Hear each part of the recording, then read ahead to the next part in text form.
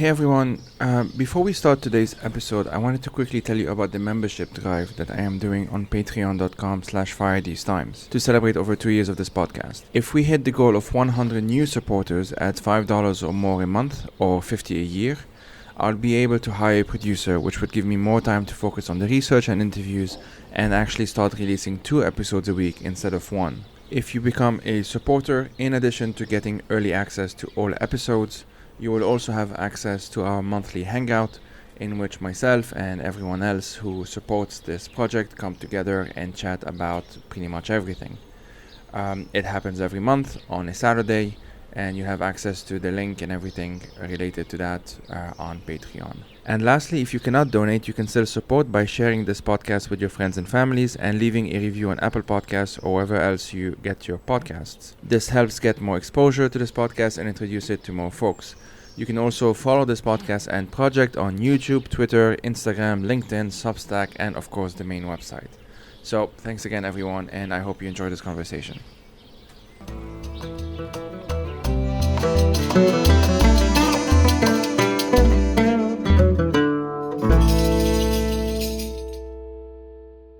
Okay, well, if it's okay with you, Alyssa, can you just start with introducing yourself to our listeners, and we'll take it from there. All right, sounds good. I am Alyssa Hall. I am a writer, fiction and nonfiction in the United States, East Coast, and I'm also a science teacher. Currently, I teach high school, but previously I've taught at the college level as well. My background is in chemistry, and I sort of came to thinking and talking about climate change and environmental science and environmental justice through my engagement with sort of citizen science coming out of the Flint, Michigan water crisis. All right, thanks for that. I read this article of yours that you've written in 2019, I believe. And so the title is, which obviously everything we talk about are included in the cliff notes and stuff. Hope Punk and Solar Punk on climate narratives that go beyond the apocalypse.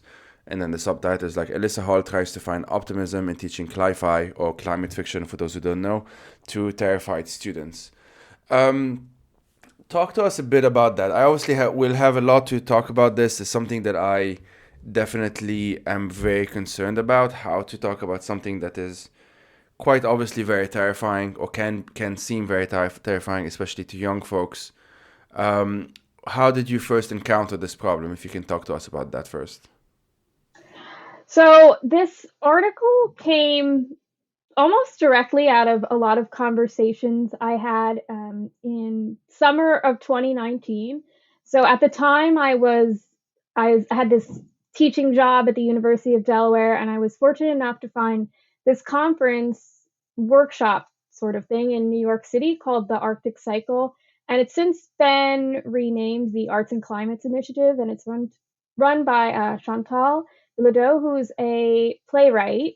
And she had basically said that she wanted to bring an interdisciplinary group of mainly artists, but also educators and scientists together to sort of have these conversations around the role of art, particularly in climate change. And I was interested in that because climate change is something that I have been worried about since I was a young child because I learned about it, and I'm sort of naturally an anxious person and who couldn't be. And it had been hanging over my head, but it was something that I had kind of compartmentalized. And going to this for me was a way to sort of bring in my education background, my background in science, and then I had worked in art museums for a while and am a writer myself. So this was kind of just the synthesis of many different kinds of thoughts. And it was a week in New York City, and it was this great opportunity to speak to people from playwrights, writers, photographers, painters, all these people who sort of felt that their background wasn't necessarily in science. They hadn't set out in their careers to think or talk about climate change, but they felt almost this like calling in this moment, in this upwelling. And this was really right after Extinction Rebellion and things like that were really taking off in the US and particularly New York City. And some of the conversations that came out of it, we talked to activists from around New York, and this was really around the time when those first pronouncements about we only have until 2030 to solve this issue, or we only have 18 months to solve this issue. And people were talking about uh, climate change as apocalypse. And one of the really great things that we did in that workshop, which I'm forever indebted to all of the organizers for, was we looked at sort of the messaging. The framing of climate change like as apocalypse versus what are the good messages. I don't want to say that there's good messages coming out of climate change because it's so devastating, but what are the ways we can look at it in terms not of just as an ending, but as a beginning, a rekindling out of all of this potential horror and devastation? And is that something people, and I think particularly young people, can find there some seed or some kernel to not say it's the end?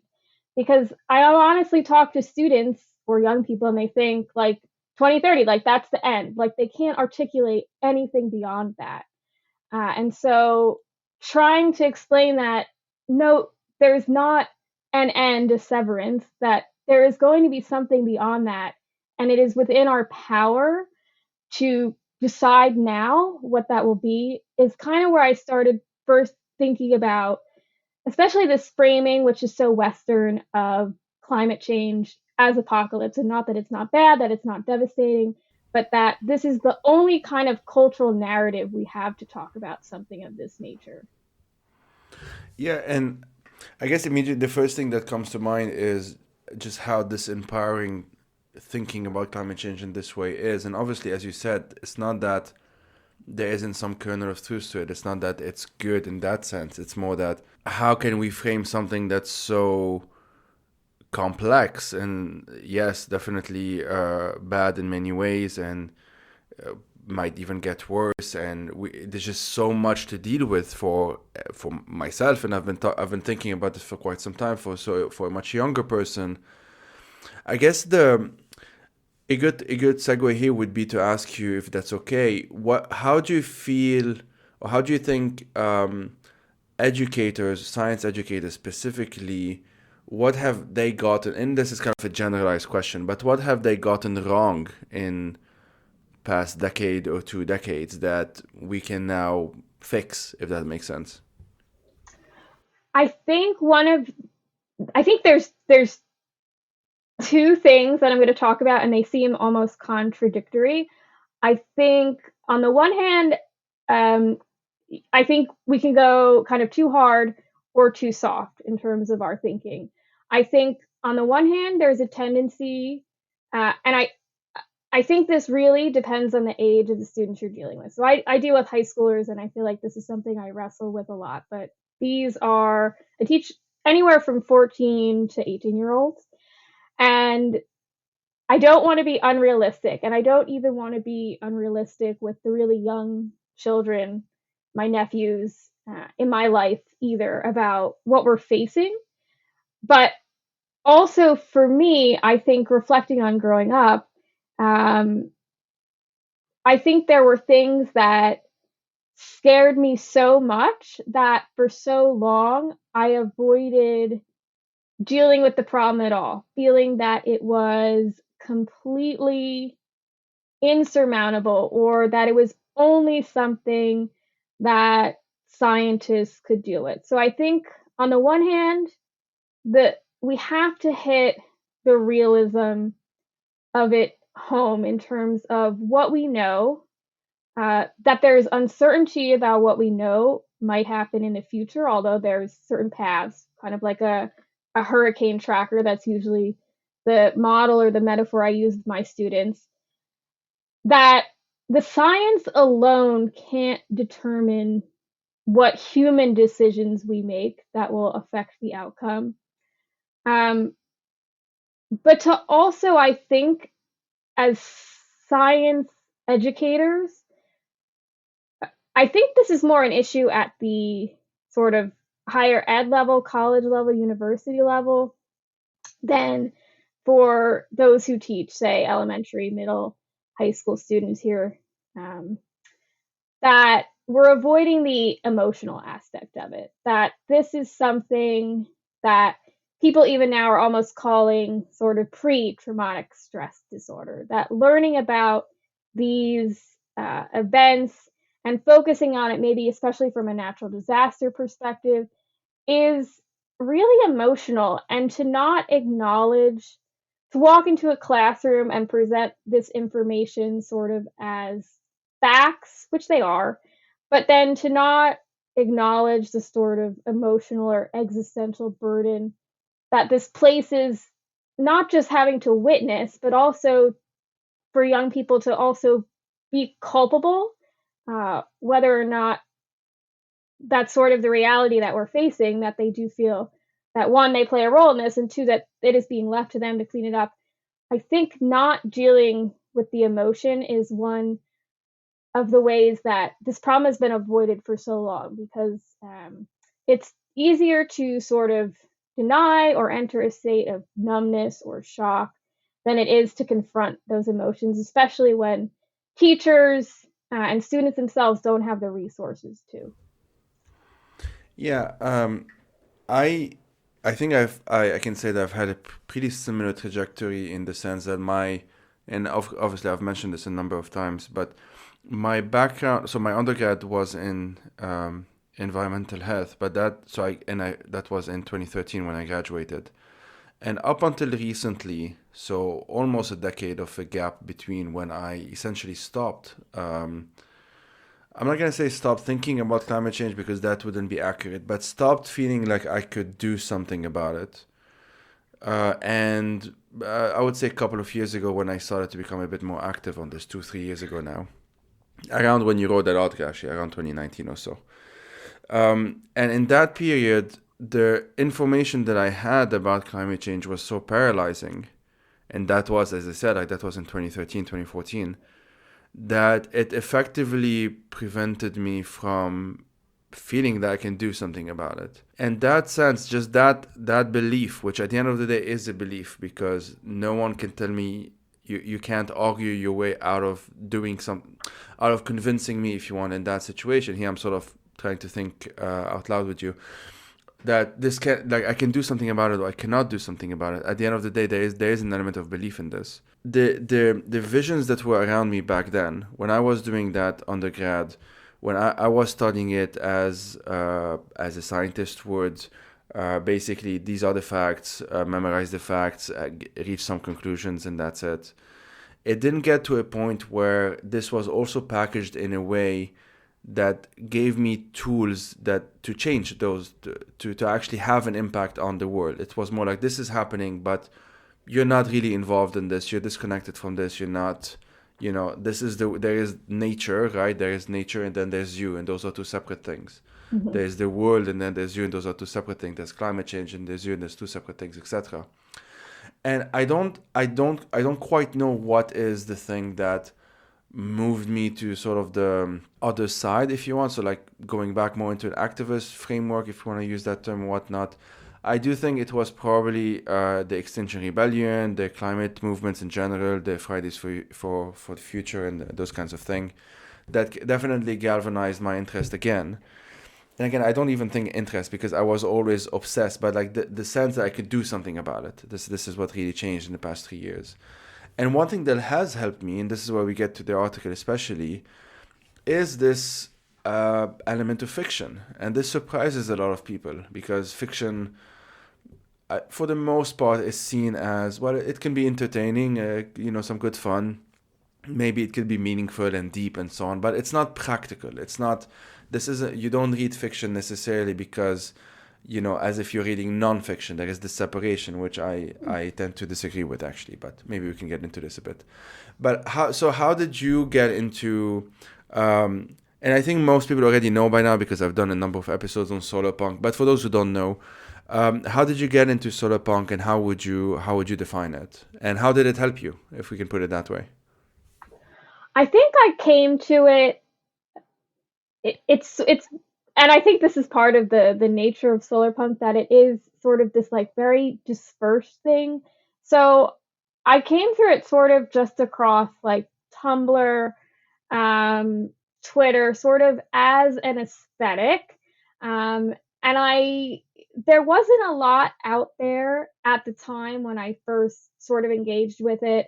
Sun Vault, the anthology, had just come out, but I was really looking for elements of it in works that I read, and sort of at the same time there was this similar movement that I think is there's maybe more marketing or sort of concrete labeling around this idea of hope punk, which is something that people like Becky Chambers, for example, writes, which I think directly sort of came out of the 2016 US presidential election, that people were really, um, I would say, liberal leaning and progressive people were just so devastated and shocked by what happened here in the election, that it seemed that there was like a rebellion against this sort of what at the time was on TV, Game of Thrones, sort of these grim, dark narratives, which again, very apocalyptic framing. And I was just looking for something that would frame the climate crisis in a way that was not so cut and dry, that it was not the final end, because I think when you find yourself thinking that, uh, that if you don't have the vision, and there don't seem to be a ton, or it's changing, but at the time I didn't personally feel, maybe because I wasn't reading broadly enough, that there were a ton of positive visions for what the future could be. I think a lot of Hollywood movies and a lot of novels, especially in the young adult market, are sold on being dystopian, and not that utopian is necessarily something that can exist. But I was reading this novel, Blackfish City, which I wrote about in the 2019 Lit Hub essay, and it is a bleak book in many ways. And I had bought it after hearing the author, Sam Miller, speak at a sort of book festival in Baltimore. And it's not a utopia by any stretch of the imagination. It's set in a future where there's sort of this floating city. It's a speculative fiction novel. There's elements of sort of magic, telepathy, mixed in with technology. Cities run by artificial intelligence, and there's clearly a case system. But to me, what was solar punk about it was sort of the resilience of the people to make a life out of something terrible that had happened, as well as sort of the collective action nature of it. It wasn't sort of these lone hero narratives that I think are so, um, have supported sort of a Western cultural mythos for so long, but are so antithetical to being able to do something really powerful about climate change or any environmental issue. And since you said you're an educator and professor and teacher, how have your students reacted when you did, if you have brought Hope Punk and Solar Punk up? Have you seen any kind of difference compared to, let's say, a purely scientific based approach in education? I try so many of my efforts to sort of, I was working with a fellow English teacher to try and get a eco literature unit off the ground, and then COVID sort of derailed everything. Um, as I'm sure is true for a lot of people, but I have sort of shifted um, my practice in teaching um, towards letting students at least write their own narrative. So I have the Arctic Cycle workshop that I mentioned uh, earlier, sort of at the beginning of our talk.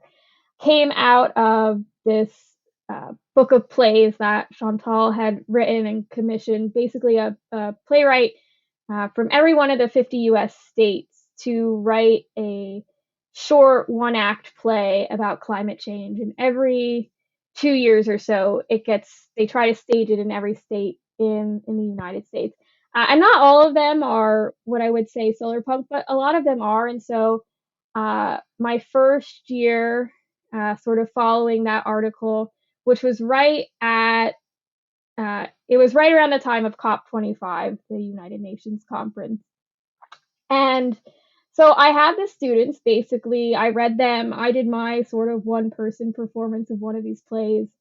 And then I let them kind of take off and put the emphasis uh, not so much on the science, that they didn't have to write a narrative or a story about the science, but that I wanted them to write about, and this is in my environmental science class, so not a writing based class, but I wanted them to write about a possible solution, something that could be done, so that way they could visualize themselves or parts of nature in the future. And also to get, I think, across what you said earlier, that kind of nature culture divide that is so pervasive in the West. Mm-mm. So I had mentioned earlier that I'm in this climate anxiety group. It's just a kind of a discussion group. We meet every month, and it came out of just like a tweet that I put out some months ago. I asked people to, if anyone's sort of struggling with this, if you want to kind of get together and talk, and one thing leads to another, and we meet every month now, and there's, I would say, I think about 20 of us or something like that. And one of the this month and last month, one of the stuff we were doing is trying to figure out sort of like coping mechanism. So like we recognize what the problem is, we know what it is, but what is it doing to us, sort of like, emotionally, mentally, and obviously even physically at times, and what can we do about it? And the goal isn't to just survive, so to speak, which is important, and we can maybe talk about the importance of community survival as well, but also to kind of actually make us more. I struggle to use the word more productive or useful or whatever, because I don't like these terms, but just more effective maybe as activists, just like as people who want to be able to read the news, take it all in, or take as much as we can in, because sometimes we cannot take all of it in, and do something with that information, so that it's not just something we take in and then mull over for weeks and months and end up being really paralyzed about it and obviously helpless. And one of the many things that have come up, and this was my own contribution as well as the contribution of a number of other participants, was the importance of fiction. And as I mentioned before, for a lot of people, this sounds odd at first.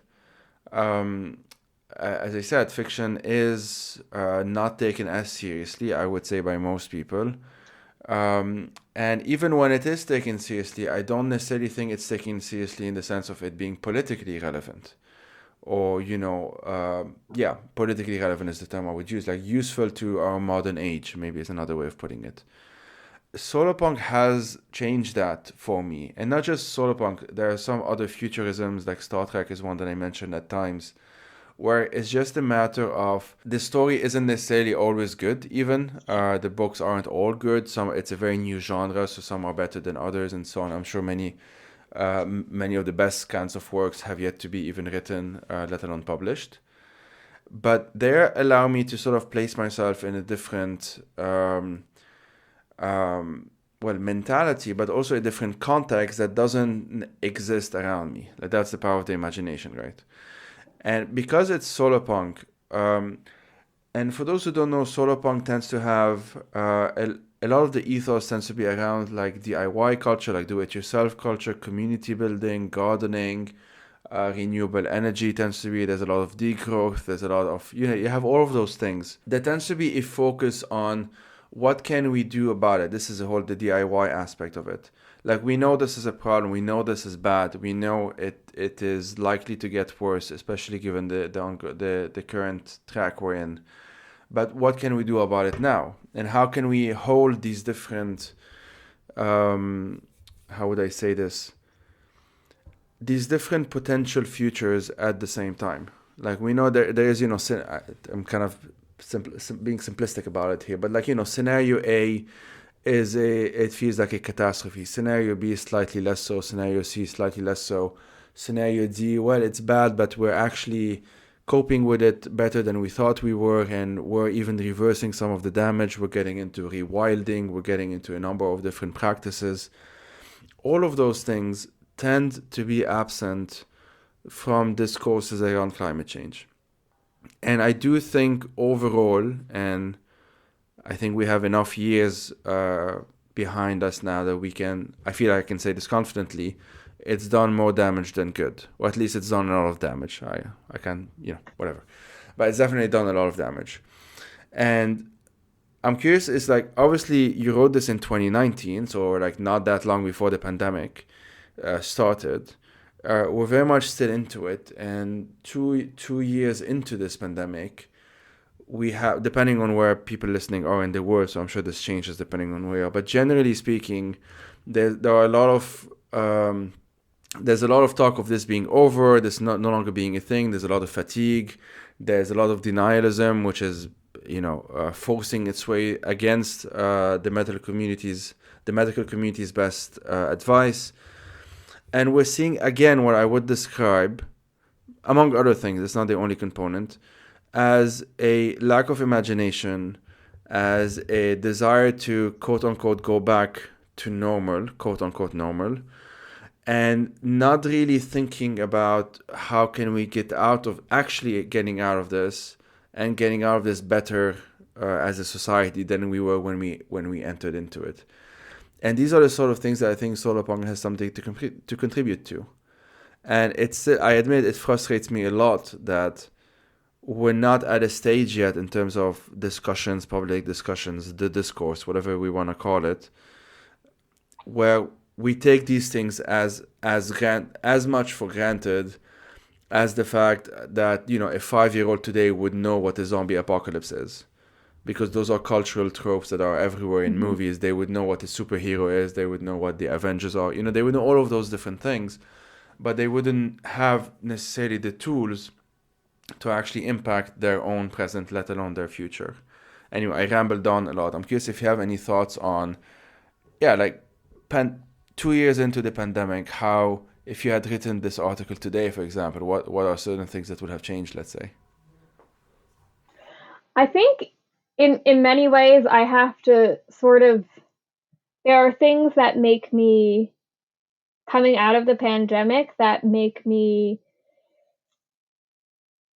slightly less optimistic, I'll say, than I was in 2019. I remember at the very beginning of the pandemic, like March 2019, I felt myself falling even into these traps that I've started teaching myself, my students about now, sort of the dolphins swimming in the canals of Venice because we are the virus.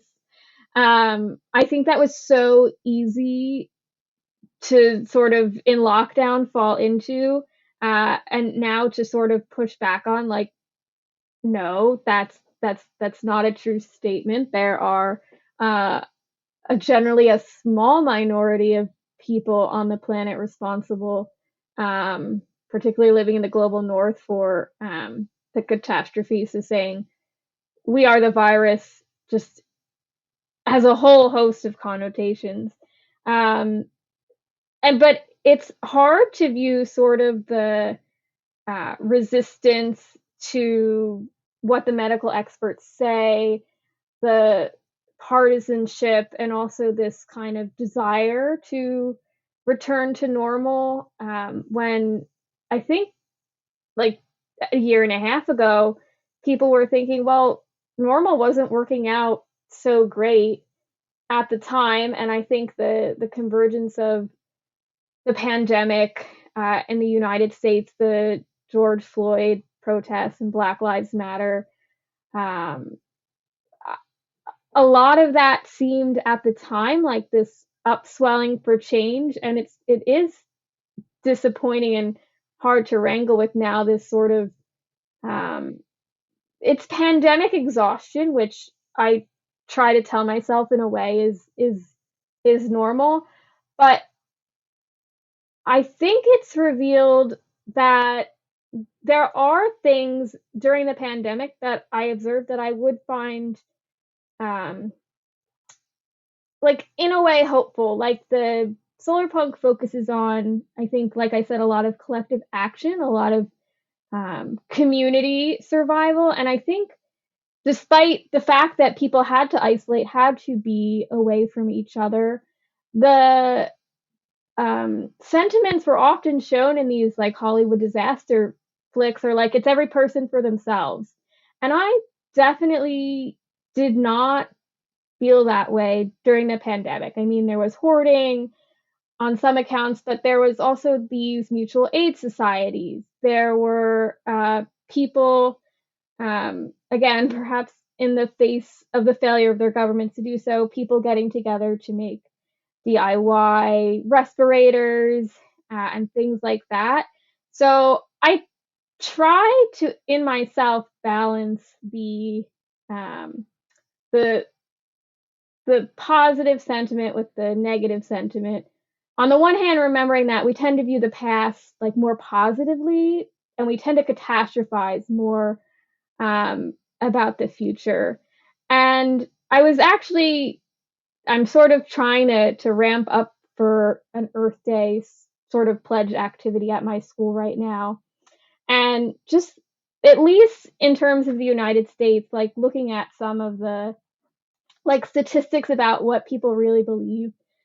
And the Yale Climate Change Communication Center has done a lot of studies about this, and almost three times as many Americans are either alarmed or concerned about climate change as they are doubtful or dismissive. So the dismissives are really a small population. I think that it's just that our political landscape has kind of been infiltrated by people who want to do nothing in order to increase their wealth or to maintain their wealth. And I, again, really think that's where the power of having these narratives of multiple people collectively being able to change a system, which is so hard. Uh, but and they kind of resist our what we want in most of our fiction, right? That we're not we're used to a protagonist, a sole protagonist. We don't have a ton of narratives that are written from a collectivist perspective. And so that's, I think, one of our cultural blind spots, besides this kind of framing of things as apocalypse. Yeah, I always give the example of the movie I Am Legend with Will Smith, because one thing that movie, it's not just that movie, obviously, most movies of that genre do the same thing. But in that movie, most people, when they watch the movie, they think they are Will Smith. Like, they don't see Mhm. themselves as the people who die in the first 2 minutes of that movie, right? Yeah. And what's that other one? A Quiet Place, where they're all surviving these aliens or whatever that can only. Anyway, like people don't see themselves as, also again, like that family that dies in the first 4 minutes of the movie.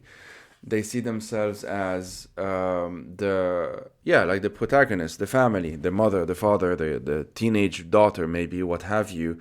But you're always, so this is why I tend to, well, I've been trying to focus more on solar punk. This is an example I said I've mentioned a number of times. A lot of us, myself included, it is very easy for us to have a lot of cultural tropes, largely from Hollywood, that are focused around individuals, heroes, geniuses, hero geniuses, all of those different things.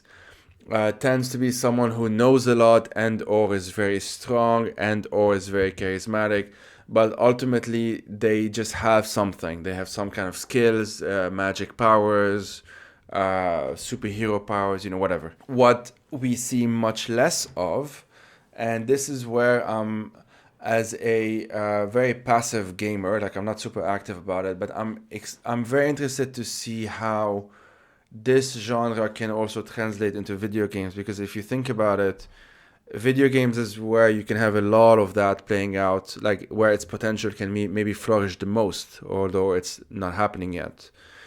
Because role playing games, creating adventures, getting to a point where you're building a community, maybe you're surviving an apocalypse as a community, what have you, can really offer us a way out of this very tired, I would say by now, um, tendency in movies, in video games. Again, with a lot of exceptions. This is just a generalized statement. And even a lot of fiction, like a lot of books. This is what Amitav Ghosh talked about in his The Great Derangement, which came out some years ago now. This difficulty of even imagining climate change in the near future. And we see it to this day, right? Like, not just, again, in those genres that I mentioned, but in politics. Like, we hear of what might happen to the European Union. And I'm in Switzerland, so I'm thinking about Europe. What might happen to Europe given now Russia's invasion of Ukraine in 5 years or in 10 years and 15 years. And the fact that the IPCC report came out 2 weeks ago doesn't factor in these calculations in the same way. There is a disconnect, and that disconnect um, partly is normal in the sense of everyone's afraid of their own mortality. We don't like to think about it. But partly we also know that there's a lot of lobbying, a lot of money, a lot of, especially the oil industry, obviously, that has put these kinds of, how would I say this? Um, well, a lot of money went into lobbying, went into prioritizing a lot of things that were individualistic. Recycle your plastic bottle, wear a sweater, reduce your energy consumption, that sort of thing. But just don't talk about travel less or whatever. But just don't talk about the overall system that makes these things into a problem in the first place. Um, and again, I guess what I'm trying to get at is that for me, solarpunk, I don't write fiction. I like to read it, but I don't really write it. But I also see, like, quote unquote non-fiction applications to solarpunk. I see, like, I had Andrew Dana Hudson as the first episode of this year, and he spoke about the political economy of solarpunk, and I think there's a lot there as well. Do you see applications, going back to you being a science educator, given that many of students now have gone through 2 years of pandemic? And I don't know if this is a repetition of the previous question, but do you think that there is a way of actually talking about these things that seem to be, what's the word? I forgot what it's called, but hyperstruct. I don't remember, but like, yeah, Hyperobjects? there you go. Thanks. These Yeah. things are like hyper objects that are just so big and affecting us at the same time. We're unable to sort of cope with with what they are, even though most of us can recognize what they are. A pandemic sort of feels that way. Climate change definitely feels that way. Is there a way of sort of linking the two, if you see what I mean, to, yeah, to make students more able to think about it? I don't know if that makes sense. Yeah, I do think in a way that the pandemic has created an opening. Um, I think because, right, for me sitting in my classroom, like, let's say, okay, 2 years, 2 months ago, the word pandemic itself did feel apocalyptic because we hadn't experienced anything.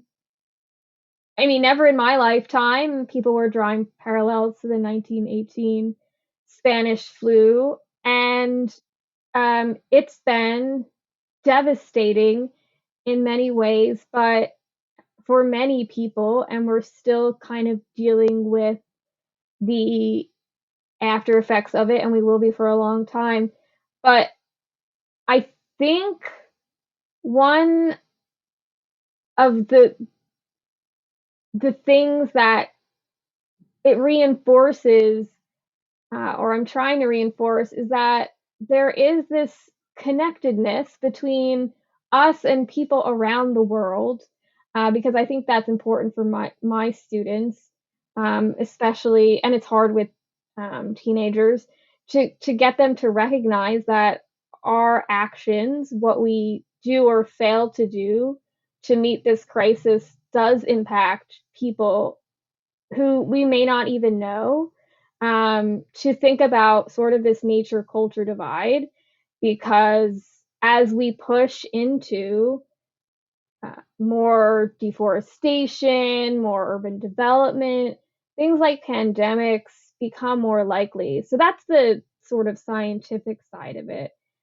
But also to sort of see that the kind of fatigue, the kind of effects we're having that I think in the West, or at least the United States, we thought we were immune to. And I think you see the same thing playing out, although we are very far removed, in many ways, but not all, from what's happening in Ukraine.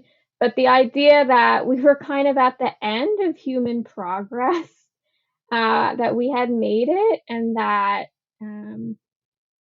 I think it has opened this door, for better or for worse.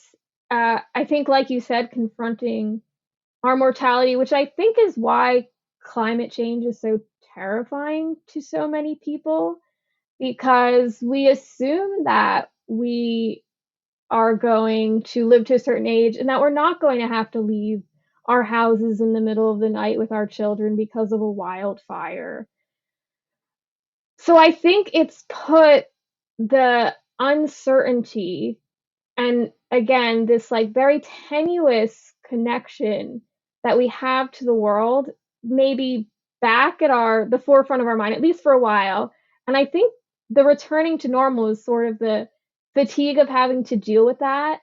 And I think it's something that people do need time to sort of heal and recover and cope with everything they've been through, but that this is an opportunity, sort of post pandemic, the economic possibilities, the geopolitical possibilities, that um, we we just have to kind of use this moment to remember that we don't know what's going to happen in the future, and that is a good thing and it's a bad thing. But it's also a good thing because nobody can guarantee what pathway exactly we're going to be on. And that is the space where I think hope can come in. And I think there will be plenty of people who write about the different trajectories looking backwards that the pandemic could have been on,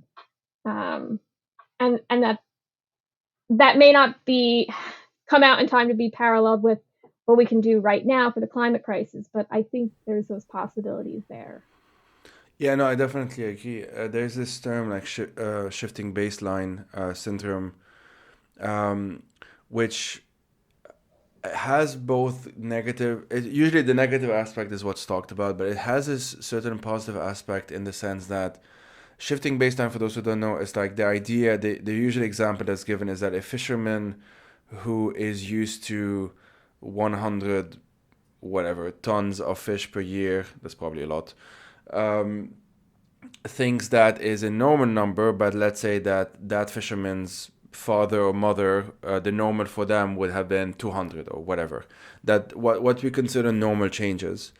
And obviously, the negative side of this is rather obvious, that you have someone born today or this year, may not know many of the species that I took for granted growing up, for example. This is where it can especially get rather gloomy and frankly quite depressing. The sort of positive aspect of it is that the reverse is sort of also true. That if you have a rewilding project. I lived in Scotland for a couple of years, and there was a lot of moves towards rewilding, which is now kicking off actually a bit more throughout the UK and Ireland as well. Let's say an area that for me right now is quite barren, shipwrecked, as George Monbiot, the environmentalist, calls it. Um, if that area is rewilded in 20 years and it's a lush forest or what have you, someone who's born today would then maybe take that forest for granted, whereas for me it would be something completely new. So these things kind of work both ways. As it happens, we tend to think of the negative for obvious reasons. um, but my point is that it is possible to have the other way, and in the same way as it is just impossible for us, just like mentally, or at least for me and everyone I know, to comprehend even the scale of climate change. Like just the how deep is this? Like most projections stop at 2100, for example. Like how how are we cope? How are we going to cope with this in 5 years, in 10 years? Let alone in a month, to be honest. But obviously, 5 years, 10 years, 20 years, if we want to be futuristic about it. And the answer is we pretty much just don't really know. It's really that simple. There's just so many unknowns there. We do know that the general trend is negative, and so we can project a bit ahead and have certain predictions here and there. But that's what they are. They're predictions. Some of them will be true. Some of them will turn out worse than the projections, and some might not. My point with all of this is that relying alone on the even likelihood, possibility, let's say, but even maybe likelihood that the near future is bad, and by near future I mean like the next couple of decades, let's say, maybe more. Um, that in and of itself doesn't do much. Like that in and of itself doesn't, other than maybe paralyze us and make us feel helpless and depressed and all of that. But that in and of itself doesn't make us more effective communicators, activists, whatever other active professions. I don't know, other stuff. It doesn't really do that very well. Whereas for me, paradoxically, taking some time to quite literally switch off the news from time to time, to indulge in this seeming luxury, just like reading about some kind of fictional book or watching Star Trek or whatever, actually allows me to, when I'm done with that, go back to the news. And here I'm being a bit reductive about it. Go back to the news and engage with that much more efficiently than I would have otherwise.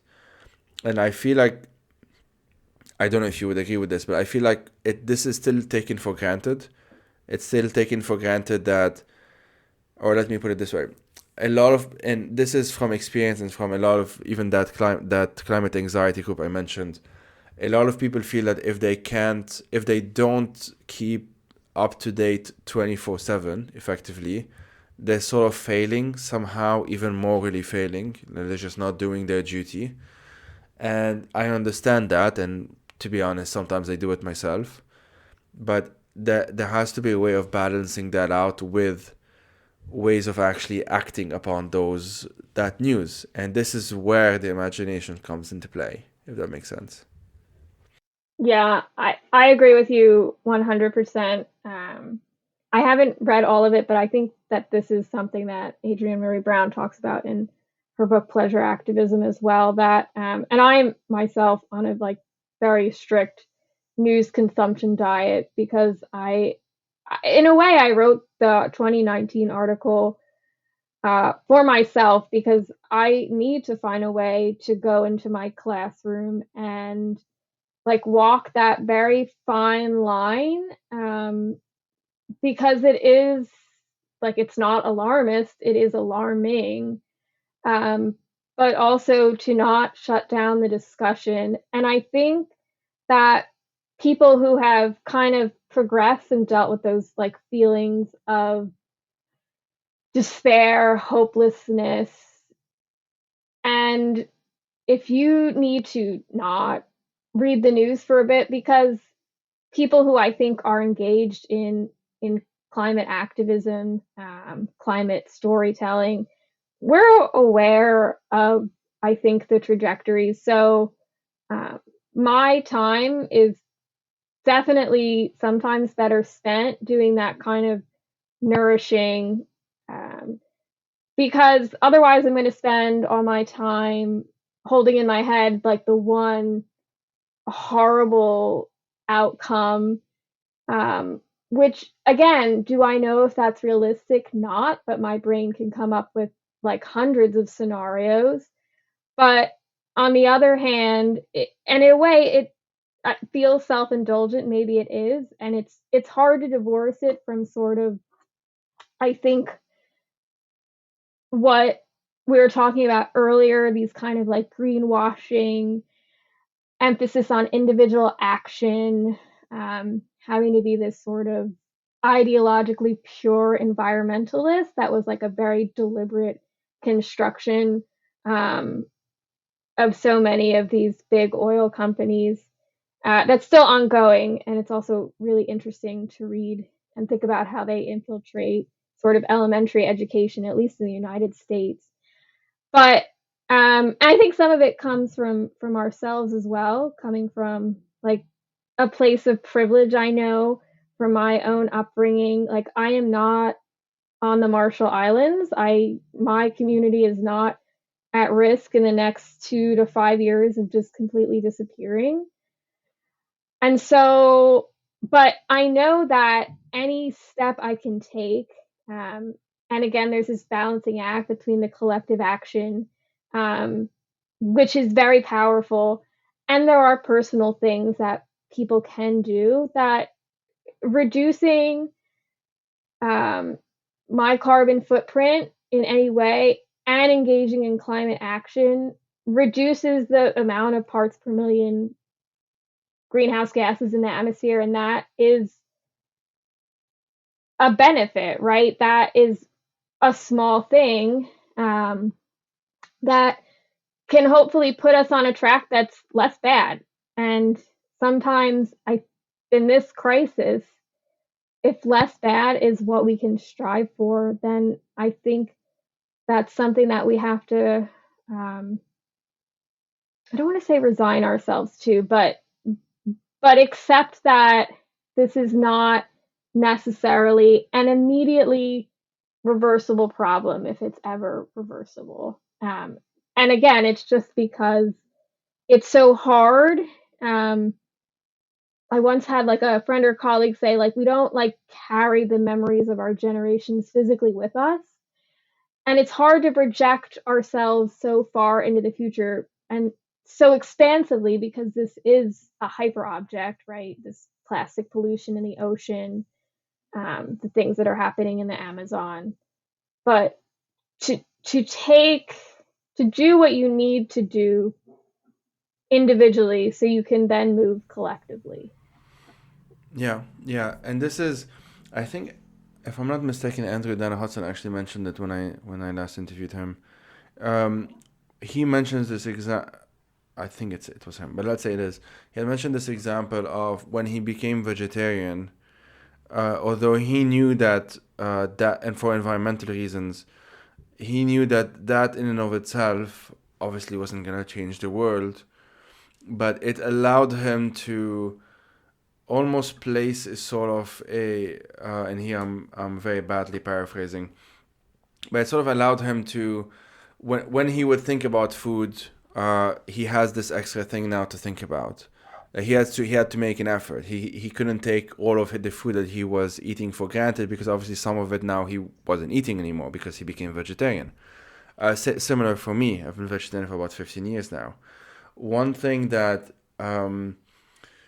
I I I try and tell friends who are not vegetarians about it, that for me, food, for example, is never neutral. It's never I'm just getting ingredients from the supermarket, regardless of what they are, and making a meal out of it. I don't do it very well, but I do it a bit more than I think they do, which is I think about where this comes from and whatnot. And so just this decision, this personal decision, then leads to me thinking about the intersection, if you want, between food in and of itself, the thing that enters my mouth, and where it comes from, and what kind of impact it has on the world, and how can we do better.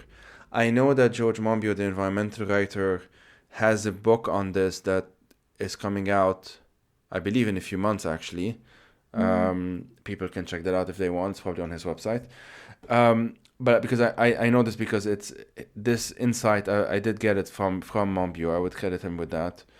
And so there is this misconception, and I often see this online, that like because individual actions alone don't impact the wider trajectory of things, because there are billionaires that do enough damage in a single day than I might in a decade.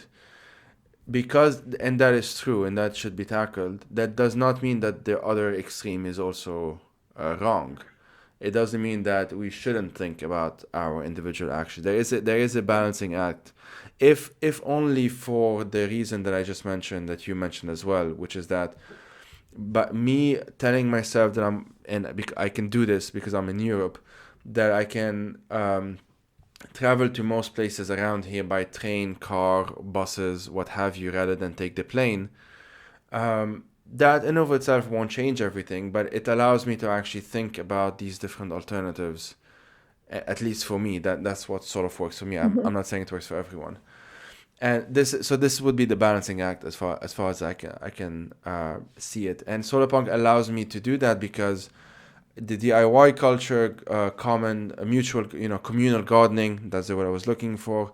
All of those other things, other than pick up useful skills that are nice to have, allow me to think, to be, or at least imagine myself being in situations where I start understanding how to live communally. I start understanding how to live in a certain community, um, and obviously because of the specific circumstances in which we live, where so many things are online and what have you, also trying to think about how can we do this across borders rather than just in my immediate vicinity. This is obviously one of the challenges. And Solarpunk helps me with that. It gives me nice stories, it gives me nice settings, sometimes more than the stories themselves. I take a lot of I, I find the settings that I read myself into, if you want, sometimes even more useful than the story itself, to be honest. And it's what I see with video games as well. There are certain video games that I find very meaningful, not because the story is that important, and sometimes I actually skip the story altogether and I just walk around that world, but just because it allows me to picture myself in a different setting than the setting I'm currently in. It's really that simple. Um, so I guess we can sort of wrap up. And so I don't know if you have any sort of final thoughts or like question that I didn't ask or what have you. And if not, we can skip to the book section directly. But I don't know if you have any final thoughts. Oh yeah, I was just thinking in terms of the thing that your video game comment, I'm thinking back from earlier, sort of the multiplayer aspect of it is so interesting, and that's such a unexplored avenue.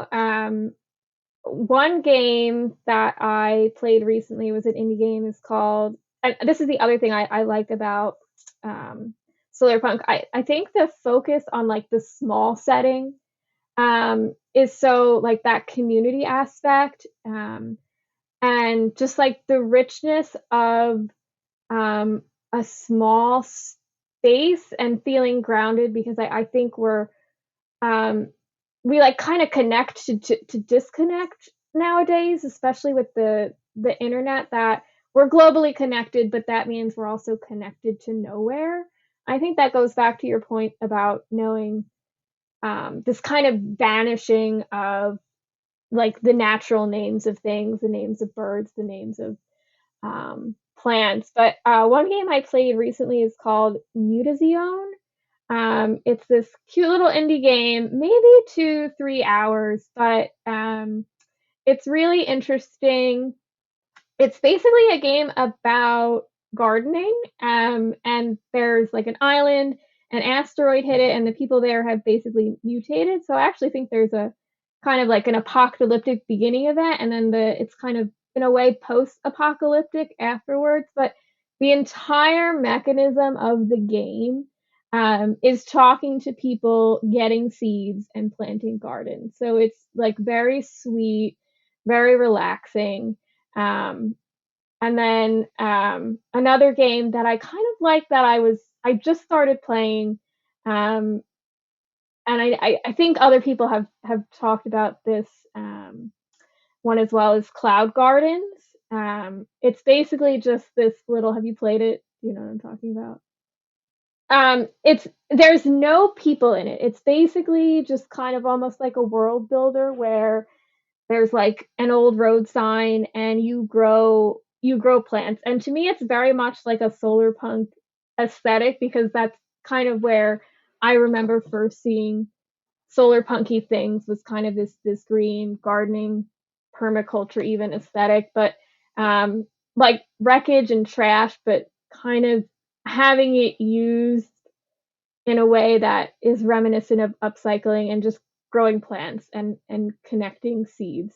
And I think about that because I think at the heart of it, solar punk is right. It's about like regenerative things, like literally energy from the sun being able to sort of regenerate our planet and in a way, I hope our cultural narratives. What was the first game that you mentioned? I didn't catch the name. Mutazione. Mutualism? Mutazone. Okay. I have to, yeah, Okay. I'll put it in the description. yeah. I can send it to you as well. Thanks. Yeah, there's a game. I don't actually know if it came out. I watched the trailer last year. It's called Common Hood. So common Mm. and then hood is HOOD. And it's a game that they describe themselves as, we're making a game where you take a post-crash community from surviving to thriving, Mm. essentially. I think there's only a trailer, but I might Mm. be mistaken. It's pretty fun. Or it would be fun. It will be fun. That's really that looks exciting. But yeah, those things are very much still happening now, and very likely there's going to be just much more of it. And it goes back to what we were saying, that in the same way as it's difficult for us to picture all of the bad stuff in the near future, even long term future, there's going to be a lot of good stuff as well that we will take for granted. In the same way that we're taking for granted how easy it is for us to be on Zoom right now, when 10 years ago it would have been a bit more difficult. Well, we're on Zencaster actually, but whatever. Um, all of these things, we do take them for granted at the end of the day, and this would be the positive side of shifting baseline, if you see what I mean. Okay, well, with that in mind, what are three books that you would recommend to our listeners, and why those three? Okay, so I have my three. They are not. I have one fiction book, and it is Octavia Butler, uh, Parable of the Sower. This is a book I started reading. I'm sure I'm far from the first person to recommend this book. Kind of, it is very much, I think, in the vein of, obviously not in the vein of, because she wrote this many years ago. It reminds me of Blackfish City, which was the book that kind of kicked off my 2019 essay. I mean, it's a classic. It's very dark. I'm really encouraged because the seniors at my high school in their English class are reading it now. It's dystopian and in a way apocalyptic, but um, the environmental and racial issues that it deals with, um, and kind of the like collective action. I always think of them in the beginning. There are these scenes with the protagonist making this acorn bread with her family because food is scarce, and I think it seems like something that could be happening in 5 or 10 years, and maybe a more negative trajectory that I hope we avoid. But I think it is just very important for our times. The other two are nonfiction. So we talked about The Great Derangement, but I really think Amitav Ghosh's The Nutmeg's Curse, which just came out, which is the story. I haven't finished it yet, but again, nonfiction. It talks about how basically this spice, the nutmeg, is connected to so much in environmental degradation, um, racial and geopolitics, and I think it just has a lot of important parallels for understanding the crisis that we're in. And then the last one, and I'm going to have my students actually read this summer, is Robert McFarlane's Underland, because it's this one, I would say, not fiction, but this is my hopeful book, even though there are parts of it that are do really make me despair. It talks about the issues being faced by a lot of the indigenous communities of Greenland, but just also kind of the beauty and power and our historical connection to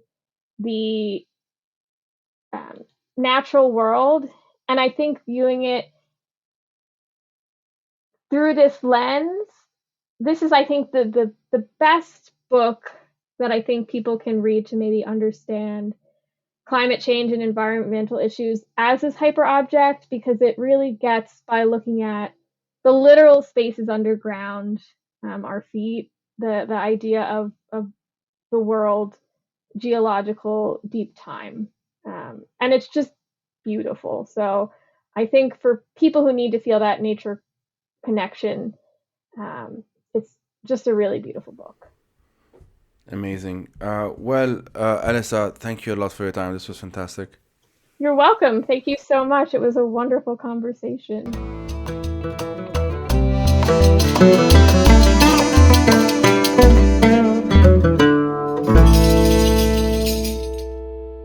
Defy These Times is hosted by myself, Joey Ayoub.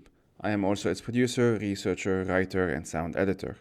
If you want to help turn this project into a full-time job, please head out to patreon.com/firethesetimes to support it. These episodes are part of a bigger project which includes resources, a newsletter, and eventually YouTube video essays as well.